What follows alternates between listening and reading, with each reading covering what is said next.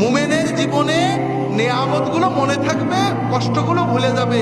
আর এই জন্য সবচেয়ে বড় ঔষধ হলো আলহামদুলিল্লাহ।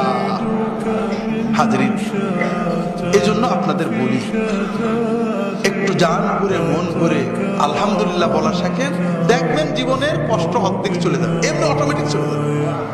রাসূলুল্লাহ সাল্লাল্লাহু আলাইহি ওয়াসাল্লাম সকালবেলা উঠে বিছানা থেকে উঠেই কি বলতেন? আলহামদুলিল্লাহ আল্লাযী আহয়ানা বা'দামা আমাতানা ওয়া ইলাইহিন নুশুর। আলহামদুলিল্লাহ, আমরা তো মরে গেছিলাম, ঘুমানো মানে কি? মরা না? আল্লাহ আবার জিন্দা করেছেন, আল্লাহর নিয়ামত, আলহামদুলিল্লাহ। দেখেন, আমরা প্রতিদিন ঘুমেরটা উঠছি, এটা তো আল্লাহর নিয়ামত, অনুভব করি নাকি? না, অনুভব করতে হবে ভাই। প্রতিটি নিয়ামত আল্লাহর, প্রতিটি। খুব সুন্দর নিঃশ্বাস নিয়েছেন, ফুলের সুগন্ধি পেয়েছেন, বউ এক গ্লাস পানি দিয়েছে, মেয়ে সুন্দর রান্না করে দিয়েছে, কাজের লোকটা একটা কাজ করেছে, বস একটু ভালো বলেছে, প্রতিটি রাস্তা দিয়ে হাঁটতে ভালো হেঁটেছেন, গাড়িতে একটা সিট পেয়েছেন।